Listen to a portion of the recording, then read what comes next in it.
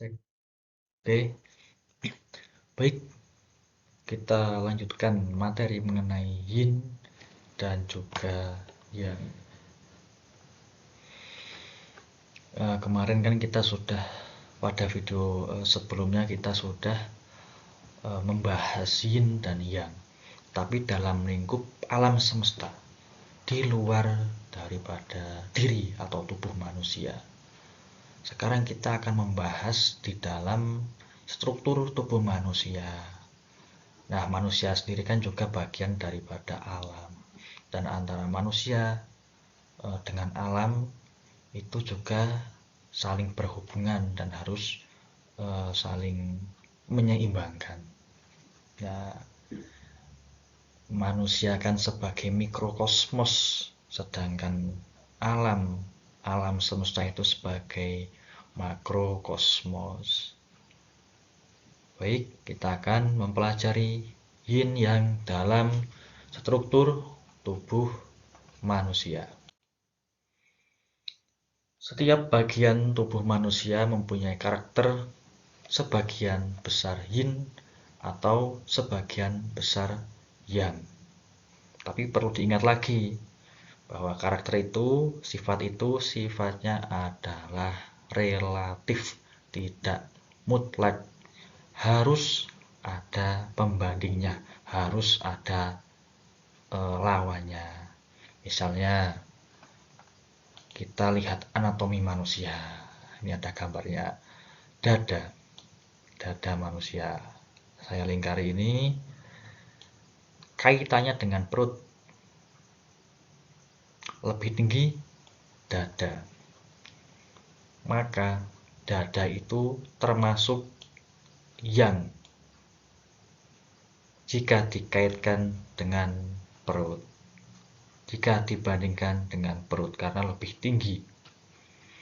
Sedangkan perut jika dibandingkan dengan dada, dibandingkan dengan kepala ataupun dada itu lebih yin atau lebih rendah.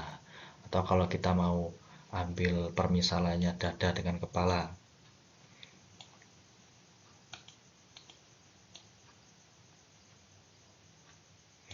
dada dengan kepala itu kan lebih tinggi kepala, maka kepala adalah yang jika dibandingkan dengan dada, dan dada adalah yin jika dibandingkan dengan kepala. Jadi yang lebih rendah itu yin, yang lebih tinggi itu adalah yang.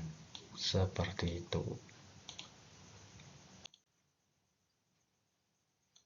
Nah, kita langsung masuk ke tabel persesuaian. Yang itu superior atau bagian-bagian atas, sedangkan yin itu inferior atau bagian-bagian bawah. Bisa juga kalau yang itu bagian luar. Bagian luar itu bisa terdiri dari kulit maupun otot. Nah, kalau yang yin itu yang bagian dalam, ya organ-organ dalam seperti limpa, lambung, jantung dan lain sebagainya itu bagian organ-organ dalam, bagian yin jika dibandingkan dengan kulit dan otot. Kalau yang itu ada di permukaan tubuh. Kalau yin itu di dasar tubuh atau di dalam tubuh. Tidak di permukaan, tapi lebih ke dalam lagi. Bagian tubuh yang menyamping ke belakang, dari samping tubuh kita ke belakang, itu kategorinya adalah yang. Oke, kategorinya adalah yang, dari bagian tubuh samping sampai bagian tubuh belakang. Nah, kalau yang yin itu bagian tengah tubuh kita itu sampai ke bagian tengah depan, itu adalah yin. Itu adalah yin. Kalau yang itu bagian belakang tubuh, kalau yin adalah bagian depan tubuh. Kalau yang berkaitan dengan fungsi organ, artinya adalah dengan kerja organ, pekerjaan atau apa yang dilakukan oleh si organ itu namanya adalah yang. Kalau yang yin itu ada struktur atau bentuk daripada organ.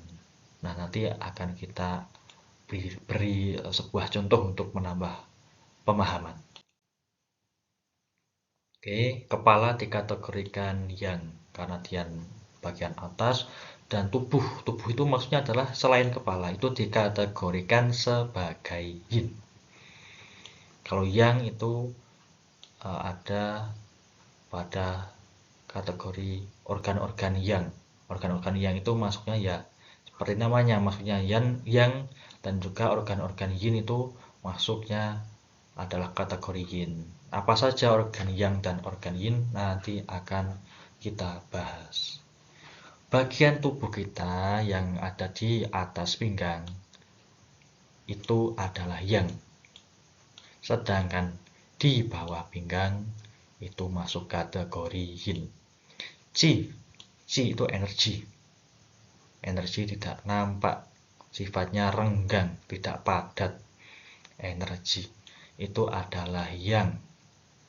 Sedangkan zalir itu adalah cairan tubuh dan darah.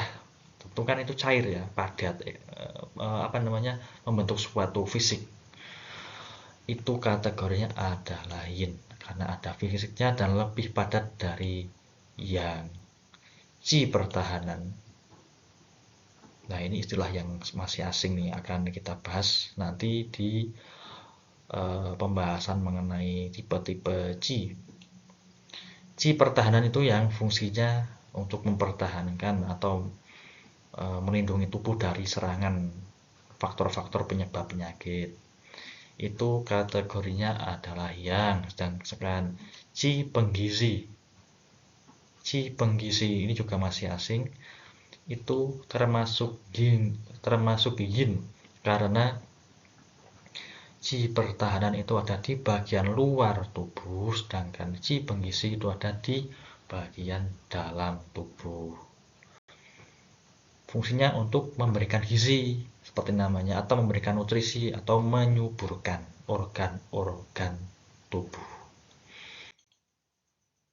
Nah, ini kita akan masuk ke pembahasan dari tabel tadi yang lebih spesifik. Nah, pertama adalah bagian belakang dan bagian depan tubuh. Bagian belakang tubuh itu di sana ada sebuah tempat, menjadi sebuah tempat maksud saya, untuk mengalir semua saluran atau meridian. Jadi kalau ketemu kata-kata saluran itu ya meridian yang. Nah, ini biar kita bingung, kita tidak terlalu dalam membahas saluran yang terlebih dahulu. Yang penting adalah kita pahami dulu bahwa ada saluran yang dan ada saluran yin dalam tubuh kita. Fungsi-fungsi dari saluran yang itu adalah membawa energi yang dan melindungi tubuh dari patogen. Patogen itu adalah penyebab penyakit. Yang di sini adalah penyebab penyakit bagian luar, serangan dari luar. Fungsi saluran yang atau meridian yang adalah membawa energi yang. Ini juga nantinya akan kita bahas tersendiri, dan juga melindungi tubuh dari penyebab penyakit atau serangan dari luar tubuh.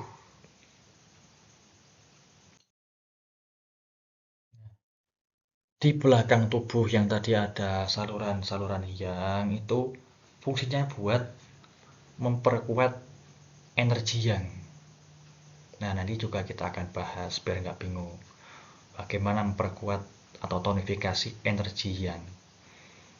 Kemudian juga bisa digunakan saluran di belakang tubuh itu untuk melawan patogen ataupun melenyapkan patogen jika sudah menyerbu tubuh, melawan dan melenyapkan faktor-faktor penyebab penyakit jika sudah menyerbu tubuh menggunakan saluran saluran yang ada di belakang tubuh.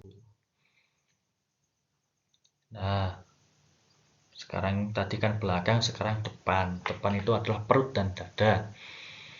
Itu adalah tempat saluran-saluran atau meridian yin itu mengalir. Fungsinya buat apa saluran yin itu?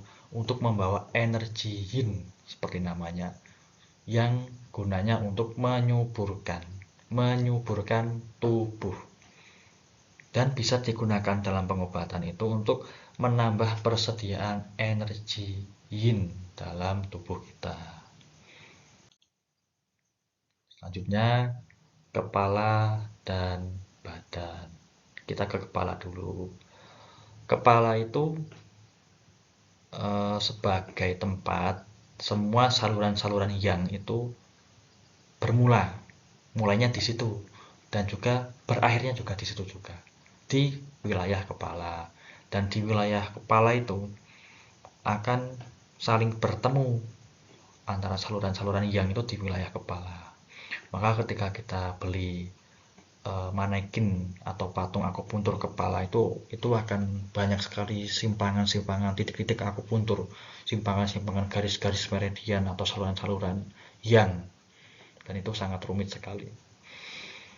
Energi yang itu cenderung naiknya ke atas dalam kondisi patologis. Patologis itu kondisi yang tidak normal, kondisi berpenyakit.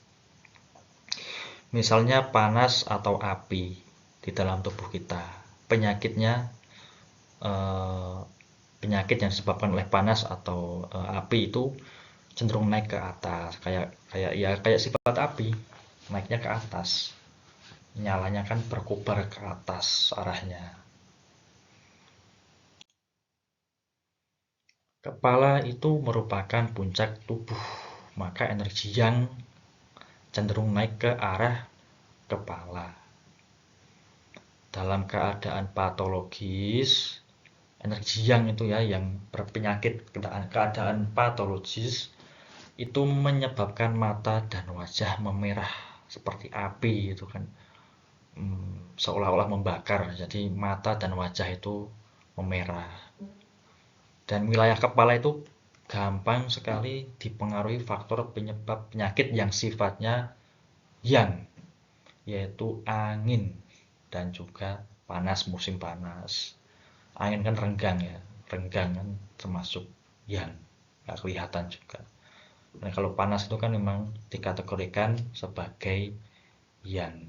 Jadi kepala itu mudah dipengaruhi angin dan juga panas, musim panas, faktor penyebab penyakitnya. Titik-titik di kepala digunakan untuk menaikkan energi yang. Energi yang ketika anjlok atau tenggelam atau apa bahasanya turun, itu bisa dinaikkan dengan menggunakan titik-titik di kepala. Misalnya pakai Du20 Pahui itu bisa digunakan untuk menaikkan energi yang ketika limpa atau energi limpa itu anjlok. Nanti kita ada contoh-contohnya juga. Bagian tubuh yang lain. Bagian tubuh lain itu masuknya adalah dada maupun perut, itu termasuk yin. Di depan tubuh itu termasuk yin. Dilewati saluran yin yang fungsinya untuk menambah energi yin dan untuk menyuburkan atau memberikan nutrisi atau gizi kepada tubuh kita. Nah, itu gampang dipengaruhi oleh faktor penyebab penyakit atau patogen yang sifatnya yin, yaitu dingin dan kelembapan. Kalau tadi kan, kalau yang itu angin dan panas, kalau yin itu dingin dan kelembapan. Lanjut ke bagian luar dan bagian dalam tubuh.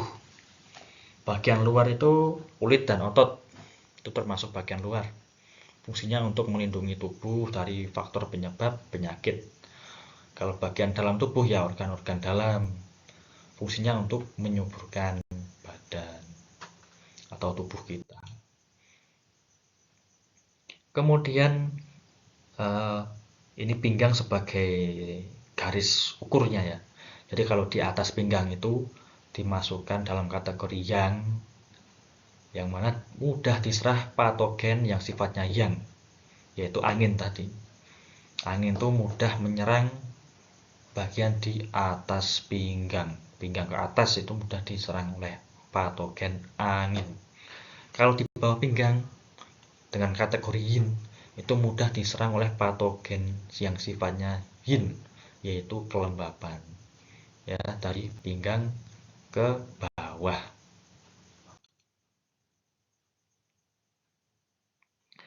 Permukaan samping depan dan tengah belakang tubuh.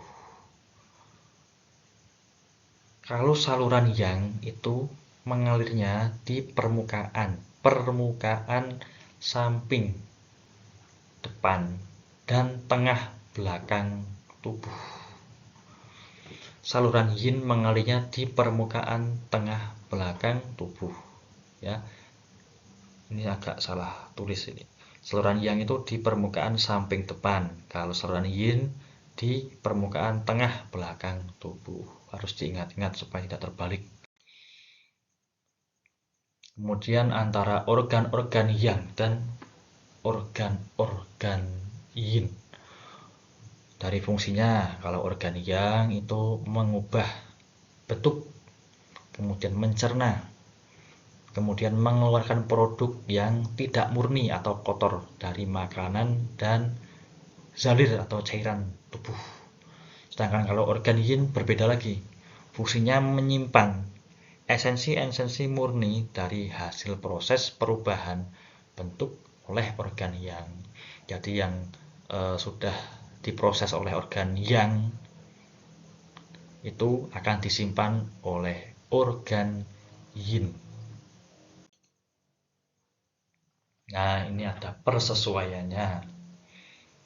Kalau organ yang itu sesuai dengan kegiatan, kemudian terus-menerus mengisi dan mengosongkan, kemudian mengubah bentuk, memisahkan, mengeluarkan produk-produk dari makanan untuk menghasilkan qi. Organ-organ yang itu apa aja sih? Jadi ada small intestine. Small intestine itu adalah usus kecil. Kemudian sanjiao atau tri pemanas atau pembakar rangkap 3. Kemudian ada stomach atau perut atau lambung. Kemudian large intestine atau usus besar. Kemudian urinary bladder atau kandung kemih dan gallbladder itu adalah kantung empedu. Organ yang itu berhubungan dengan bagian luar tubuh. Ya, karena kayak organ perut atau lambung, kemudian usus, kemudian kandung kemih itu berkomunikasi dengan bagian luar tubuh melalui mulut. Ya, kalau perut atau lambung itu berkomunikasi dengan mulut. Kemudian kalau usus itu berkomunikasi dengan anus. Kalau kandung kemih itu berkomunikasi dengan saluran kencing. Organ yin itu fungsinya tidak mengubah bentuk, tidak mencerna, tidak mengeluarkan, tetapi menyimpan esensi-esensi murni atau saripati, ya, yang disarikan dari makanan oleh tadi yang dilakukan oleh organ yang. Jadi organ yangnya yang kerja, kemudian organ yin-nya yang menyimpan hasil pekerjaannya yang sudah murni, yang bersih, yang saripati. Apa aja organ yin itu? Yang pertama ada heart. Heart itu adalah jantung. Kemudian perikardium atau selaput jantung atau kantung jantung yang membungkus si jantung itu. Kemudian spleen atau limpa. Kemudian lungs atau paru-paru. Kemudian kidney atau ginjal dan liver atau hati. Yang disimpan itu apa sih? Yang disimpan adalah substansi vital. Nah, ini ada pembahasan tersendiri nanti, substansi vital apa aja tadi. Nanti akan kita bahas. Intinya adalah ada Qi atau energi, kemudian ada darah, kemudian ada zalir atau cairan tubuh, dan esensi atau Jing. Nah, ini ada pembahasannya tersendiri. Nah,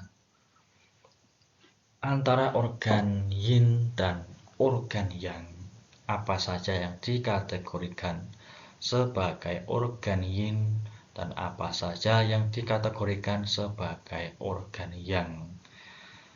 Organ yin itu juga disebut organ chang atau organ yang padat. Sedangkan kalau organ yang itu disebut juga fu atau organ yang berongga. Changfu berarti ada organ padat berongga, organ changfu. Yang organ yin, organ padat, itu ada paru-paru, singkatannya LU. Kalau jantung, kemudian jantung disingkat HT, kemudian limpa disingkat SP, kemudian hati atau liver itu disingkat LR atau disingkat juga LV, kemudian ginjal disingkat KI, kemudian selaput jantung atau perikardium disingkat PC.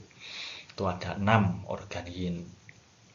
Kemudian 6 organ yang, itu ada usus besar singkatannya LI, usus kecil atau SI, kemudian perut atau lambung itu ST, kemudian kantung empedu itu GB, kantung kemih itu BL, kemudian tri pemanas atau sanjiao atau pembakar rakap 3 itu disingkatnya ada TB, ada TE, ada SJ. Nah, ini singkatan-singkatan ini pentingnya adalah ketika kita nanti ketemu di buku ataupun di internet ataupun ketika ada di aplikasi yang bisa di-download dari Play Store misalnya, ataupun di patung-patung akupuntur itu biasanya kan memakai singkatan-singkatan seperti ini, kemudian di sebelah singkatan tersebut ada kode angkanya, misalnya LU5, ada SP6, ada KI3, dan seterusnya. Itu kan harus kita hafalkan antara organ dan juga singkatan-singkatan atau kode-kodenya. Nah, kemudian struktur dan fungsi organ. Kalau struktur itu dimasukkan dalam kategori yin. Struktur itu maksudnya adalah bentuk fisiknya. Kalau fungsi itu dikategorikan yang, atau kerja dari organ itu atau fungsinya itu adalah yang. Nah, ini artinya struktur atau bentuk atau wujud material dari suatu organ adalah yin, dan juga kandungan yang membentuk organ itu, kayak darah, esensi, dan zalir, itu yang membentuk si organ itu termasuk juga dalam yin. Sedangkan kegiatan fungsional atau pekerjaan atau apa yang dilakukan oleh organ itu adalah kategorinya adalah yang. Oke, kita ke contoh antara struktur dan fungsi perbedaannya. Limpa atau spleen SP itu mempunyai struktur atau bentuk kayak di gambar samping ini. Seperti ini bentuknya. Bentuk fisiknya bisa kita lihat, yang mana dibentuk dari darah, esensi maupun zalir. Itu kalau di TCM, kalau di kedokteran barat ya dibentuk dari sel dan jaringan. Ini bentuk padat ini, ya, struktur ini kategorinya adalah yin. Padat, bisa dilihat, bisa diraba. Sedangkan tugas atau kerja limpa, apa kerjanya atau tugasnya? Mengubah dan mengangkut sari makanan. Kan nggak kelihatan, tapi ada pekerjaannya, oleh Qi, oleh energi, digerakkan oleh Qi atau energi itu adalah yang, kategorinya yang, seperti itu.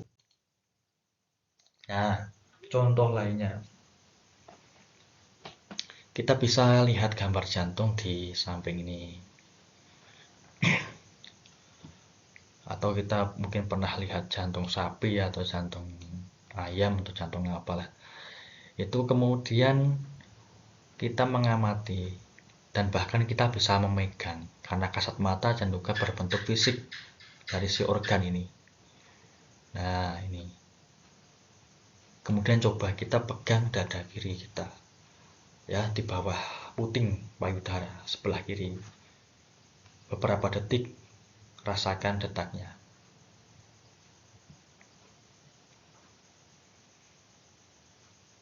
Kan nggak kelihatan detaknya itu.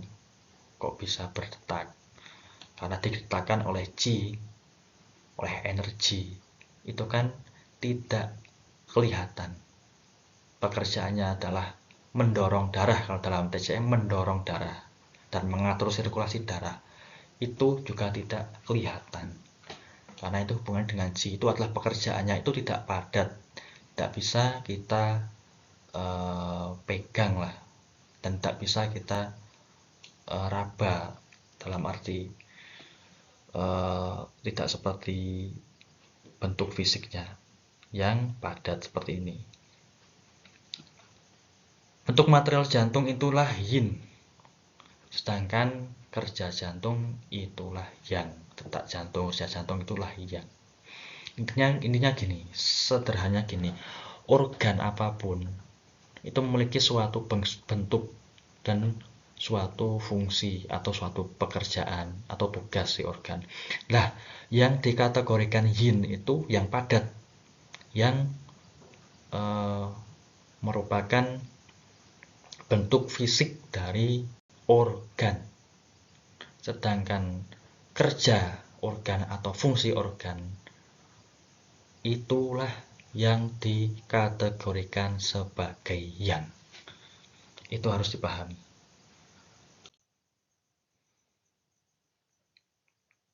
Nah, ini catatan, perlu diingat, sangat-sangat perlu diingat.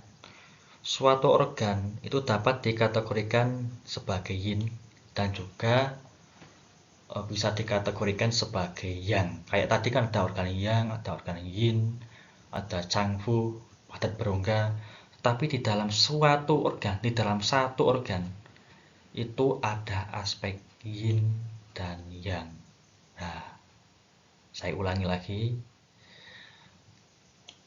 Di dalam suatu organ, satu organ itu bisa dikategorikan sebagai yin atau sebagai yang. Tapi di dalam satu organ yin atau organ yang itu di dalamnya ada aspek yin ataupun yang. Dua aspek itu. Kita lihat contohnya di gambar di samping ini. Saya ambil gambar jantung. Nah, organ jantung kan termasuk yin, kategorinya yin. Tapi di dalamnya itu ada aspek yin maupun yang. Aspek yin-nya apa? Aspek yin-nya yaitu tadi, bentuknya, bentuk materialnya itu kan namanya yin. Kemudian punya pekerjaan yang namanya yang. Seperti itu. Contoh lainnya juga di usus kecil. Usus kecil itu termasuk organ yang. Organ yang, tapi di dalamnya juga ada aspek yin dan yang. Aspek yin-nya ya ada bentuknya, yang namanya usus kecil ya, kayak selang gitu kan, dan juga punya fungsi atau kerja yaitu yang. Misalnya fungsi penyerapan kembali itu kan bisa ada dua aspek di dalam satu organ. Itu penting sekali untuk dipahami. Nah, kita masuk dalam perbandingan antara chi dan darah. Chi atau energi itu kategorinya yang. Kenapa? Karena tidak nampak atau juga lebih renggang, lebih tidak padat, lebih tidak material. Sedangkan darah itu adalah yin karena tampak, ada bentuk fisiknya dan lebih padat dari chi atau energi. Tetapi sebenarnya itu ya darah itu juga bentuk chi. Akhirnya darah itu juga dari chi. Tetapi dia memadat atau lebih padat dan lebih material daripada Ji itu tadi. Aslinya ya Ji, tapi kemudian memadat jadi darah, diolah tubuh dulu sedemikian rupa sehingga membentuk darah, dari Ji menjadi darah, seperti itu. Fungsi Ji itu menghangatkan tubuh, melindungi dari serangan penyakit, kemudian mengubah. Jadi ada fungsi-fungsi pengubahan oleh Ji, kemudian menaikkan macam-macam, menaikkan darah, menaikkan zalir atau cairan tubuh. Nah, itu adalah fungsi-fungsi yang dengan kategori yang. Kalau fungsi darah dengan kategori yin itu menyuburkan. Misalnya menyuburkan itu adalah memberi nutrisi atau gizi, ya, memberi nutrisi atau memberi gizi atau memupuk. Misalnya menyuburkan organ apa, organ apa. Jadi darah itu menyuburkan suatu organ atau suatu organ indera kayak mata dan seterusnya. Itu adalah maksudnya adalah memberi gizi atau memberikan nutrisi dan membasahkan atau melembabkan. Supaya apa? Supaya tidak terlalu kering, supaya mata, bibir, lidah dan organ-organ tubuh lainnya itu tidak terlalu kering, maka dibasahkan oleh yang namanya darah. Nah, ini juga kita akan ada pembahasan yang lebih mendalam pada tipe-tipe Ji nantinya. Setelah kita selesai pada pembahasan yin yang, nanti kita akan masuk ke substansi vital. Tapi sekilas saja. Ji pertahanan, ya, Ji pertahanan itu kategorinya adalah yang, karena beredar di dalam kulit dan otot. Maksudnya ada di luar tubuh, di wilayah yang, dengan fungsinya melindungi tubuh dari serangan faktor penyebab penyakit dan juga menghangatkan suhu tubuh. Itu Ji pertahanan. Sedangkan Ji penggizi itu kategorinya adalah yin. Dia itu beredar di organ-organ dalam. Di organ-organ dalam, yaitu wilayahnya yin. Dalam kan yin. Fungsinya adalah menyuburkan tubuh, memberikan nutrisi, membasahkan dan lain-lain. Itu adalah fungsi khasnya yin. Seperti itu. Oke, terima kasih untuk pembahasan kali ini cukup sampai di sini dulu. Maka kita akan melanjutkan ke pembahasan berikutnya, masih berkaitan dengan yin dan yang, berkaitan dengan tubuh manusia, karena dalam prakteknya itu akan sangat dibutuhkan dan akan selalu dipakai. Oke, terima kasih.